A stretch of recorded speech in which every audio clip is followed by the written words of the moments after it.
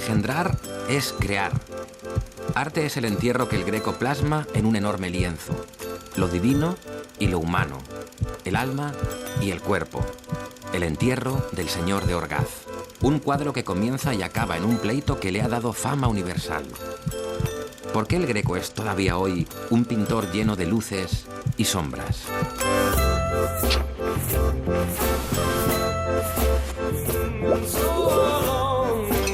Las obras se tocan, se ven, pero en el arte siempre hay una mitad invisible que explica muchos porqués.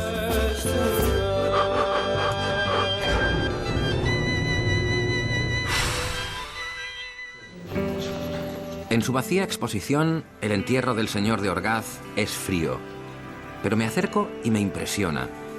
El Greco ha conseguido una obra colosal. Une con maestría en una sola pieza la tierra y el cielo.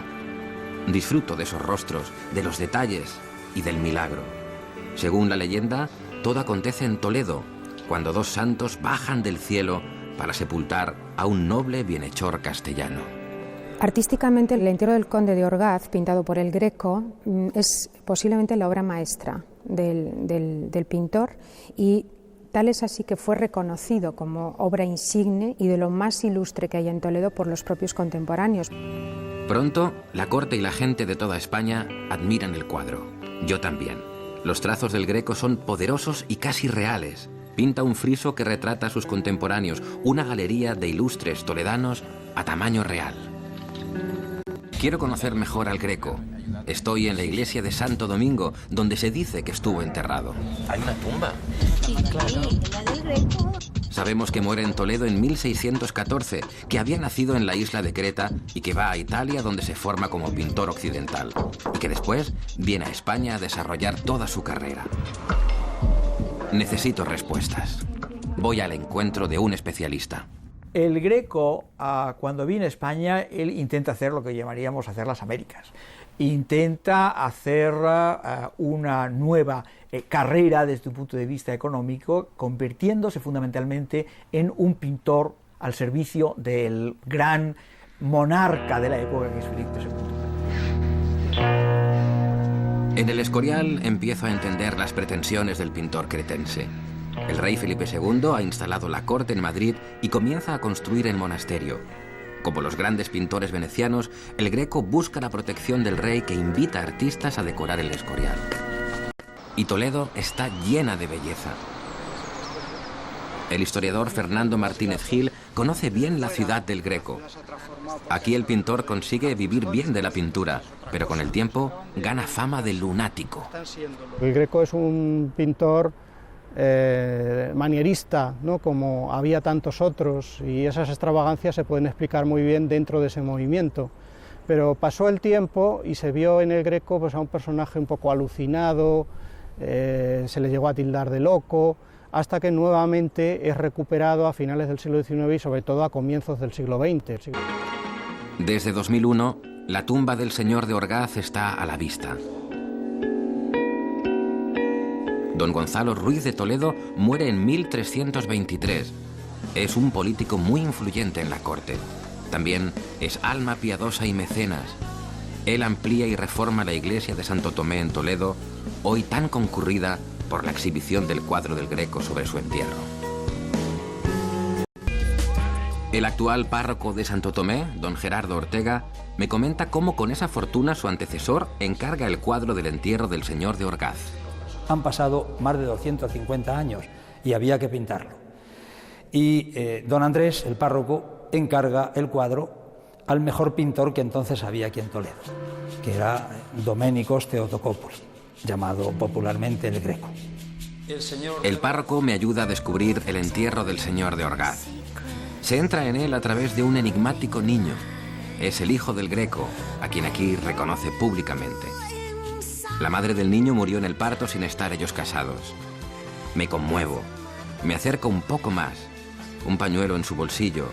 Pone en griego: Domenico Theotokopoulos lo hizo, 1578. Lo que pone ahí es la fecha del nacimiento del niño, 1578. El niño tenía 8 años cuando pintó el cuadro. Hay quien dice, esto ya no está reflejado en ningún sitio, pero es precioso, que al Greco le alabaron el cuadro, lo bonito, y dijo, más bonito que el cuadro es ese niño que he pintado, que es mi hijo. El cuadro tiene dos partes, la terrenal y la celestial. La terrenal representa el momento del entierro del señor de Orgaz y la celestial simboliza el juicio final. Lo que el Greco representa en la parte superior es una alusión al juicio universal, pero particularmente al juicio individual del alma. El paso intermedio entre la parte inferior y superior está protagonizado por el ángel, que acompaña una forma nebulosa, abstracta, el alma de don Gonzalo, en un ritmo helicoidal ascendente prodigioso, el escorzo que describe el pintor, y eso nos introduce en la parte superior, presidida por la deesis bizantina. La deesis bizantina es la representación de Cristo, la Virgen y San Juan, con lo cual se equilibra la idea de justicia y misericordia, y rodeados de toda esa gloria celestial. En la deesis tenemos a Cristo, San Pedro y la Virgen María. A Juan Bautista, que fue decapitado, la pintura lo refleja con el cuello empalmado ya en el cielo. Vemos a San Pablo, Santiago y destaca Santo Tomé, Santo Tomás. Escondido también en esa corte el retrato del rey, Felipe II. La parte inferior representa la sepultura del señor de Orgaz y en ella destaca el milagro según el cual San Esteban y San Agustín le entierran con sus propias manos. La secuencia del milagro que concentra todo el color, la riqueza que el Greco desarrolla en las vestiduras de San Agustín y de San Esteban, en la palidez mortal del conde de Orgaz, en los brillos metálicos de la armadura, es decir, lleva a cabo un despliegue de verismo, de realidad, donde el Greco demuestra haber aprendido el manejo de las texturas, de las superficies, de la realidad. Detrás del milagro, el Greco plasma un anacronismo al pintar ilustres personajes contemporáneos en un entierro que ocurre 250 años antes. La parte baja, fundamentalmente, me parece una escena bastante realista en cuanto a que refleja lo que era un enterramiento en la época, un enterramiento con un cortejo que se formaba desde la casa del difunto hasta la parroquia, en donde iba a ser depositado el cuerpo, formado por aquellos integrantes que eran designados por el propio firmante del testamento.